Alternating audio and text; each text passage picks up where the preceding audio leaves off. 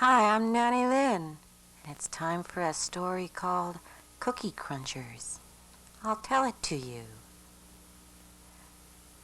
Once upon a time, in the far north, there lived a big brown bear, a hungry bear. He lived near a crystal lake. He slept at night and he slept in the day, took lots of long naps, while the fish jumped in and out of the crystal lake. When the big brown bear woke up, he was always hungry. "Yes, I'm hungry," he said. "I'm a hungry big brown bear. Some people call me Teddy. I'm a hungry big brown teddy bear. Well, it's time to eat. Let me just stand in here and you watch. Fish jump into my mouth, just like that. Pop, they go in and down my throat. My life is pretty easy. Gobble, gobble, gobble. I like these fish. But it's not much of a challenge. To catch 'em, I'm going to go down south and try to find something more interesting to eat. Maybe at a park." What's happening at the nearby park? Well, there's a little white dog and a fluffy cat named Narrow and a little girl. What's her name? I think it's Abby. Abby's jogging in the park with a little white dog, her pet, and Narrow, her nanny's cat. Abby went jogging in the park every day. The little white dog followed. But this was the day that the big brown bear was coming down south. And there he was. Abby and Narrow and little white dog turned around and they were all frightened because the big bear opened his mouth and sucked them all inside. He was so hungry. Abby and Narrow and the little white dog tumbled and turned and floated down into the big bear's tummy and into a lake where all those fish were jumping. Abby swam to the middle of the lake and said, "What will we do now, Narrow and Doggy?" "Well, let's wait and see what..." "Oh, all the water's going away. Now it's just us and the fish." "What's happening?" The little dog went to eat the fish, but Abby said, "I don't think you should eat that dog." "No, don't eat that, Doggy. That fish isn't for you. You're only supposed to eat dog food." But meanwhile, at the nearby mall, another kind of food, a cookie boy, was just coming out of a cookie store where he'd been made. He'd been brought to life by a thunderstorm. And he came out and ran in his icing shoes that were so big and wonderful. Cookie Boy turned and ran around the mall. He was enjoying himself. But then the big brown bear came, always hungry, gobbled up some of Cookie Boy's crumbs as Cookie Boy tried to run away. "Now where is that boy?" thought the bear. He turned around and ran after Cookie Boy, gobbling more and more crumbs, and then running very fast to go and get Cookie Boy and gobble him all up. All the time, down in Big Bear's tummy was Abby. And then she noticed these crumbs tumbling down on her. "Go and get those crumbs," she said to the little white dog and to Narrow the cat.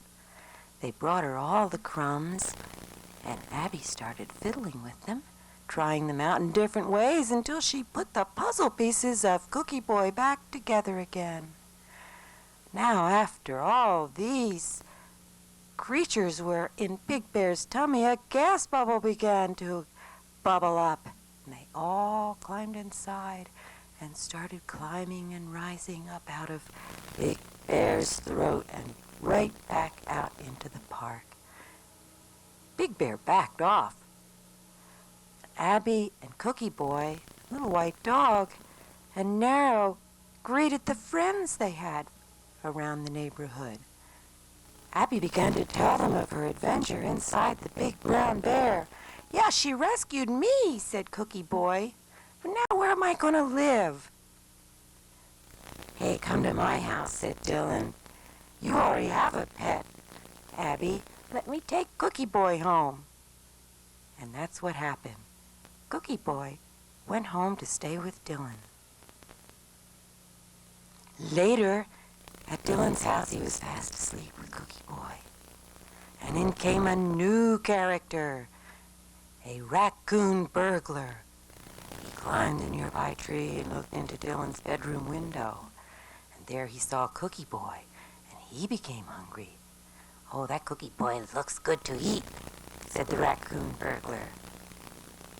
And he wondered if he could just jump right in that window and take a bite of Cookie Boy. He got ready to do it, and he did. He jumped in.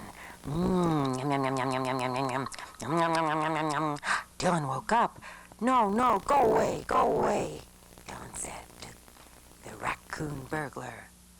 The raccoon burglar huffed and puffed, but then he did go away. Then Cookie Boy woke up and noticed a hole in his head. What shall we do? Well, said Dylan, let's go get my xylophone and put it in the window like a burglar alarm. So if that raccoon burglar comes back, he'll have to step on it and we can wake up and shoo him away. That's what they did. And pretty soon the raccoon burglar did come back. He crept up and he looked at Cookie Boy and thought of taking another bite. So he reached up to step in, but bong, bong, bong, bong, bong, the xylophone went, and the raccoon burglar was frightened away. Dylan's plan had worked. Early the next morning, Dylan and Cookie Boy had already gone down to breakfast that Mommy was making. Mommy, said Dylan. Look what happened to Cookie Boy overnight. Raccoon burglar took a bite right out of his head. Can you help us? Said Mommy. She pointed her finger right into the hole in Cookie Boy's head. Help him, said Dylan. Mommy reached up on a shelf, and there she brought down a can of Play-Doh. Why don't you use this, she said. Maybe this would be good for you to put into Cookie Boy's hole, to patch his head. Dylan did just that, and Cookie Boy was all better again. He felt much better. But they were still worried about that raccoon burglar. Mommy called Animal Control Man. An Animal Control Man promised to come over later that day. Mommy was very pleased that there was such a service. Everyone waited for sunset when the Animal Control Man was supposed to come, because raccoons come out only at night. He'll come soon, said Mommy, and there he was, bringing a cage to catch the raccoon burglar in. The Animal Control Man put down the cage and put up the gate and said, I'm going to go find some bait for this cage. But before he came back, Narrow came with some bait, some of that leftover salmon fish from the big brown bear. Abby came looking for Narrow. But then she saw Cookie Boy. What happened to you? She said. And Dylan told her all about the adventure with the raccoon burglar of the night before. Oh my goodness, said Abby. And then they told her about the cage and how they were going to catch the raccoon burglar as soon as it was dark. Watch, it's getting dark, said Mommy. And there he came.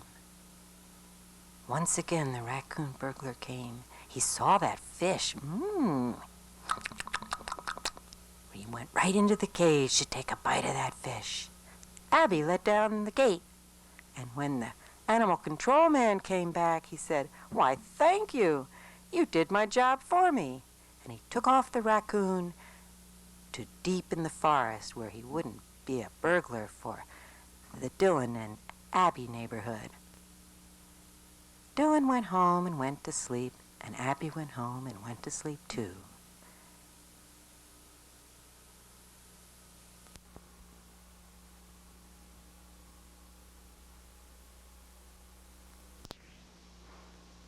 Now it's time for the story of Jake and the peanut butter.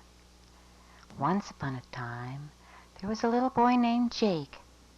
He wanted very much to go to school with the big children, the older children. Every day he came outside to watch the school bus. The cat Narrow came with him.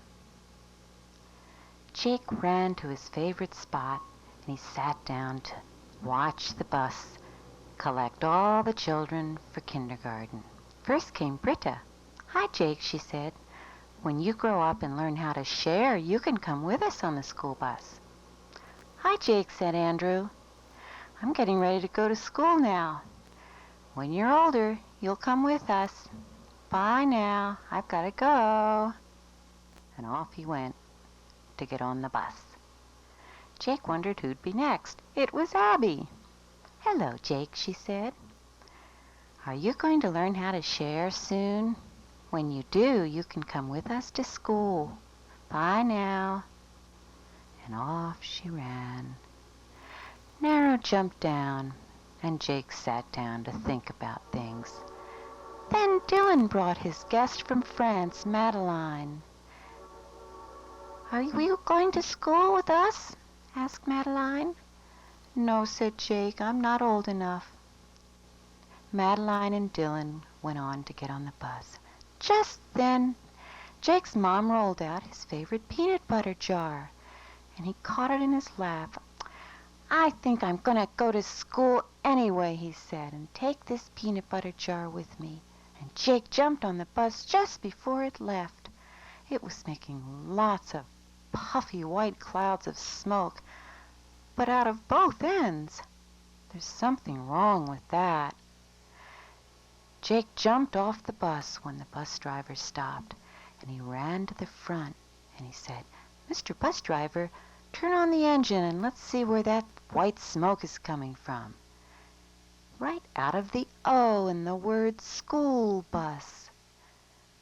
Jake thought about it and decided maybe if he tried some gooey peanut butter in that O hole, it would stop the smoke. "Now try it, Mr. Busman," he said. And the bus driver turned on the engine, and no more smoke came out of the front of the bus. So off all the children went to school. When they got to school, Abby said, "Oh, Jake, here you are at school. Have you come to share your peanut butter?" "Well, yes," said Jake. And Abby tried some. This tastes good," she said. "I'm glad you came to share. Will you share the whole jar with me?"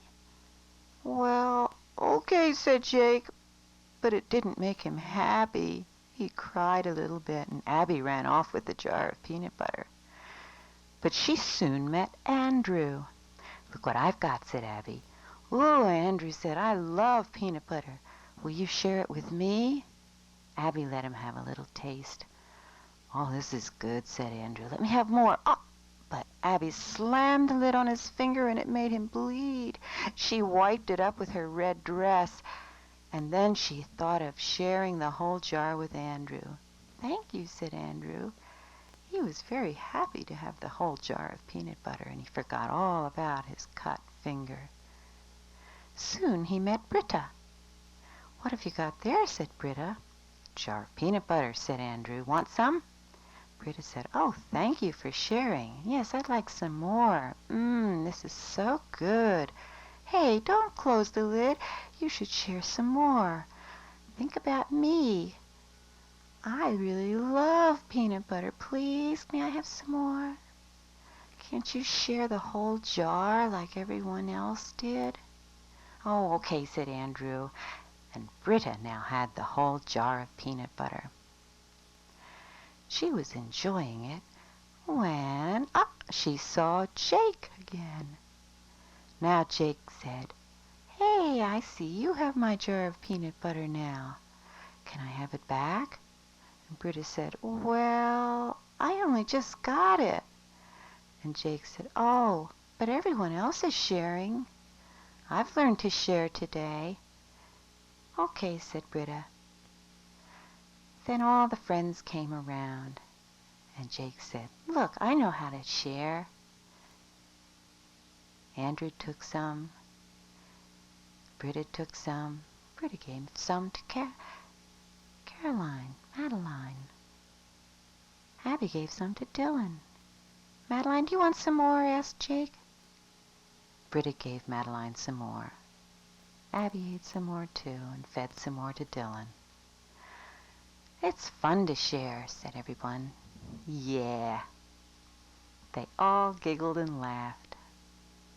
And that's the end of Jake and the Peanut Butter Story.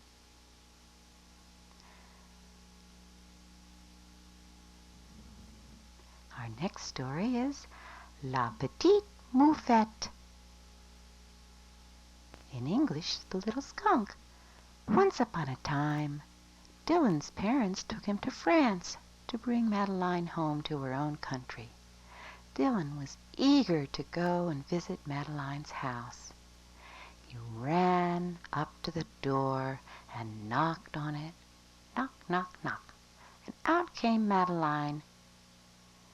And Dylan said, "Let's go for a walk in the Bois de Boulogne. We're so close." Miss Clavel came out and said, "Beware of La Petite Mouffette. She stinks. Don't touch her."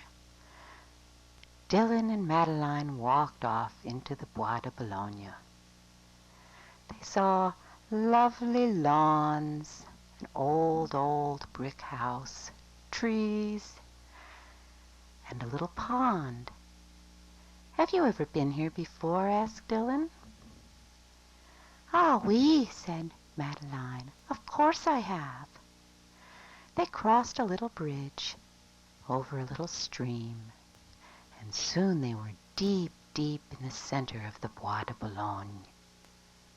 They found a spot under a lovely shady tree, and there was La Petite Mouffette. "Shh," said Dylan.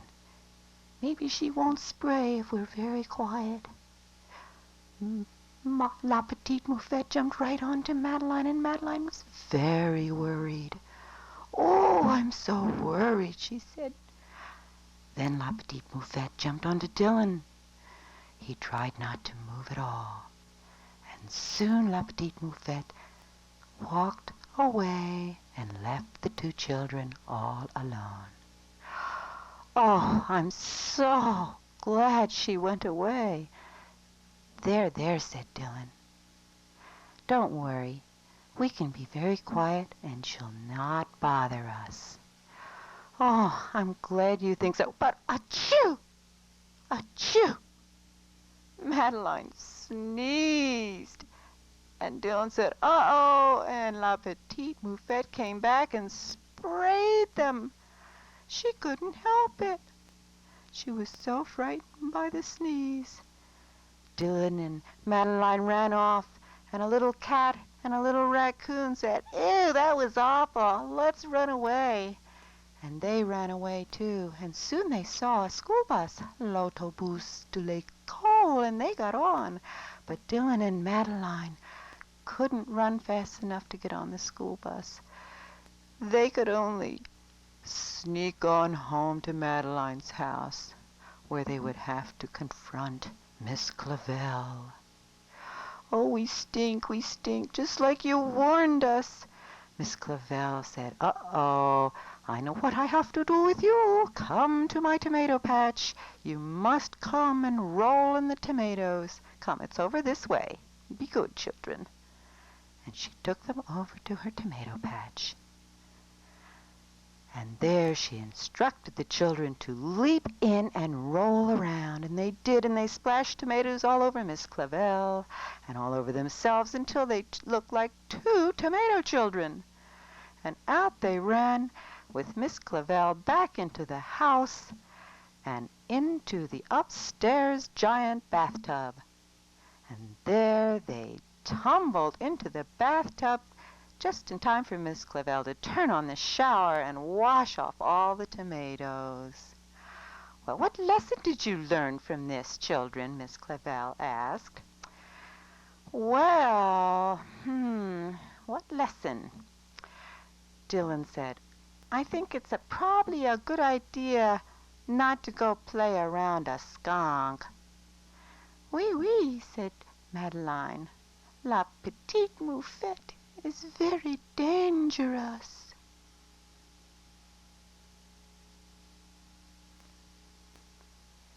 That's the end of the story. Hope you'll remember the lesson. Stay far away from La Petite Mouffette.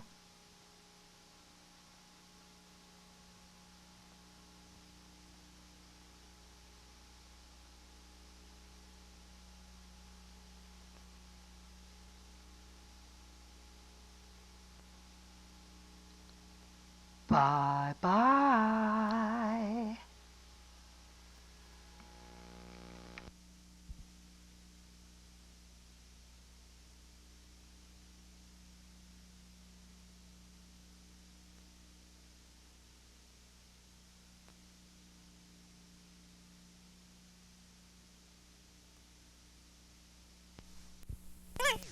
Time for another story. Once upon a time there was a little boy named Jake. He loved to take his mom's vacuum cleaner out to the backyard and vacuum the earth around the bushes and brand new baby trees his mom had planted. He liked to shake the earth inside the vacuum cleaner and hear it rumble. Vacuuming was one of Jake's favorite things. One day he sat down and thought about what else could he do with a vacuum cleaner. Maybe if my brother Dylan came, he would have an idea. Dylan's always thinking about good ideas. Maybe he'll bring his magic chalk. That's exactly what happened. Dylan came and brought his magic chalk and put it in the vacuum cleaner, and it began to sparkle and shine. Oh, wow! Dust came pouring out the back of the vacuum cleaner, and it took off toward outer space. Up in space, it was very dark, but for the stars. There was Dylan and Jake on their vacuum cleaner. They looked around and saw the moon. "There's the moon," said Jake. "And there's Earth, back where we came from. It's spinning so fast." "Yeah, I didn't know we lived on a spinning ball," said Dylan. "But that's what it looks like, doesn't it?" "What's next out in the universe?" "Mars." Mars jerked their vacuum cleaner around, and then they saw Jupiter with a ring and many moons going by. "Let's get away from this," said Jake. But then they saw Saturn. Saturn had rings and many moons too. "Whoa, this is really far out." Dylan and Jake flew on their vacuum cleaner way around the universe, and then they decided to head back to Earth. "I have an idea," said Dylan. "Let's go down and try to find France and see if we can get Madeline to come on a trip with us." They found Europe and started to go down, down, down, down toward the Earth again. All the way. Get the speed right, Jake. There's Europe. There's France. See that river coming down from the English Channel? I think that's the Seine. Yes, there's the Ile-de-France. And nearby there's Madeline's house. "Whoa," said Jake. "Good landing," said Dylan. "Madeline, Madeline, come out and come on a trip with us." Madeline came out of the house, and Jake said, "Put on your seatbelt, hold on, off we go." And they took off again for outer space. Way, way up and away from Earth. "Where are you taking me?" asked Madeline. "Let's go visit Mars." And off they went, and soon they saw the red planet coming. "Lean back, let's stop, let's stop. Let's try to land on Mars." But the Mars dust landed on them instead, and they all turned dusty, dark red, full of Mars. "What are you doing?" said Madeline. "I'm so messed up. I'll never get clean." "Oh, don't worry. You can take a shower when you get home," said Jake. And they continued on their journey. "Well, I don't like being this dirty," said Madeline. "Please, I think we've traveled far enough. Please take me home back to Earth again, back to Paris." "All right," said Dylan. But then a meteor shower hit them and washed all the Mars off of them. And they flew on past the meteor shower and started to turn around and head back toward Earth. Poor Madeline, she was a little bit worried about all this adventure. Soon they saw the Earth again and headed back down toward home. But this time it was back to Dylan's home. He wanted to take Madeline where he lived. Their vacuum cleaner came in for a nice, soft landing, because Dylan and Jake knew how to work it well by now. "Well, Madeline, wasn't that a good adventure? Now you can live with us." "Well, I'm just glad that I'm so clean. That meteor shower was a big surprise." "Well, that was a fun adventure," said Jake.